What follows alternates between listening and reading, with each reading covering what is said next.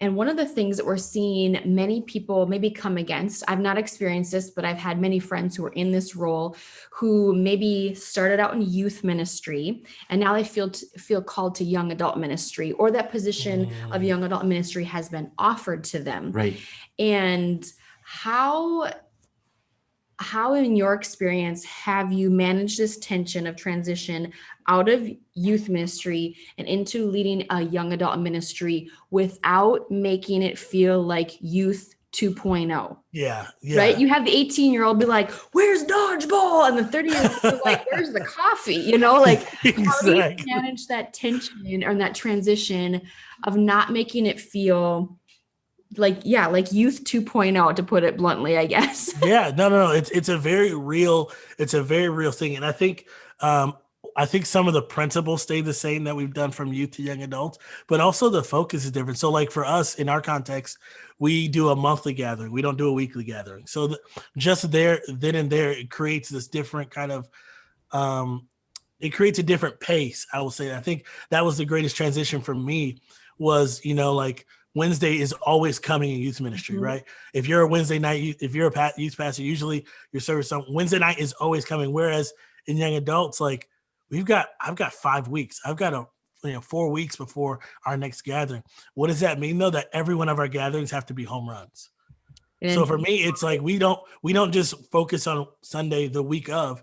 No, I'm already planning out the fall. We just had a 3-hour planning meeting for what this season is going to look like coming into the summer, right? Like, so we are intentional. We are much more intentional. Not to say that youth pastors aren't as intentional, but I think we don't get the opportunity to miss, right? We don't get the opportunity to be like, oh man, you know what? We didn't really market that well, or we didn't really let people know what was going on because we may not see people for 2 months now.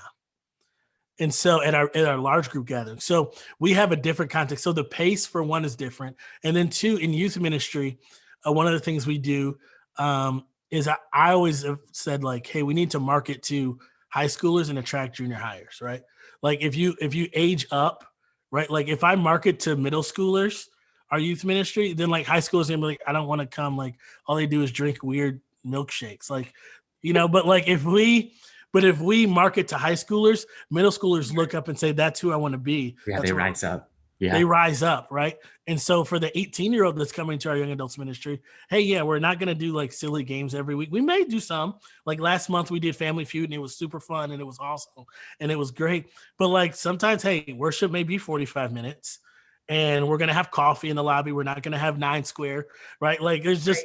It's a different vibe. It's a different setting. We're not going to have like bumping music and like lights going everywhere. No, we're going to have like chill, like I call it like lo-fi beats, right? We're going to have coffee shop vibes, right?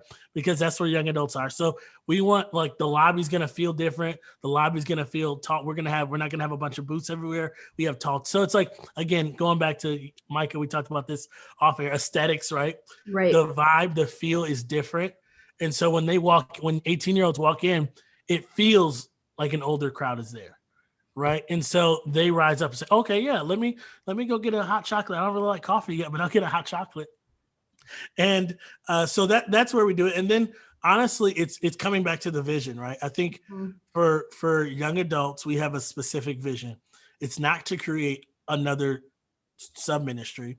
It's to empower young adults to be in the local church, right? To go to the big church, right? Yep. You call it youth ministry. Hey, like we're gonna be in big church on Sunday. Like sit with us at big. Like no, like y'all are big church now.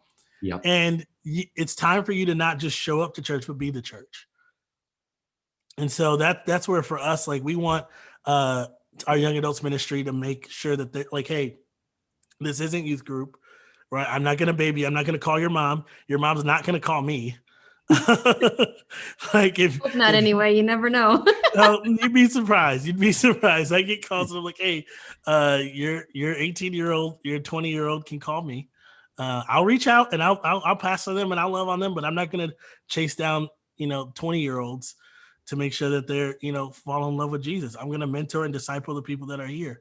Right. That's your job as a parent to make sure your kids. So I'm gonna push and motivate and encourage the young adults that I have to reach more young adults. So good. Reggie, that's amazing. I like that. I think in every question or aspect of this conversation so far, the word vision has come up, and something that your leadership did really well, that I picked up on and observed, is they outlined what's the vision of Journey Church. I believe, by the way, that the lead pastor or the senior pastor of a church, they're the bearer of the Exactly. the vision, Ultimate like vision of the Yes. church. they cast the vision, or really they determine the vision, and then as support staff or as different departments, we extend that vision. We can carry that vision, we can cast it too, but they really get that vision from God, and they are responsible for communicating and coming up with the vision, and then we're extensions of that. But something that Journey Church leadership did really well for you, that I think will serve you well, it set you up for success off the start, is they outlined what their expectations were and were Good. not. And that's so rare. And I think for the pastors listening, I talk with a lot of young adult ministry leaders who feel like they're struggling and they feel like they're floundering, actually. And it's because of this. It's like they ask, what's the vision? And what's your vision for young adults? What are we aiming at? Yes, what's or the for? target? And you said it best, Reggie, to quote Proverbs, of without the vision, the people perish. And sometimes those people are our volunteers. They're the young adults, or maybe they're even the staff. And so if you're listening and somebody asks you what the vision is, please don't be offended. Right. Be honored. Be honored in the fact that we want to carry that vision well and represent and extend that vision well. But the more clarity there is around vision and expectation, man, if I can ask you on behalf of young adult ministry leaders to cast that well, to communicate that well, it can probably not be over communicated or overcasted. And then the other thing, Reggie, that you touched on is this idea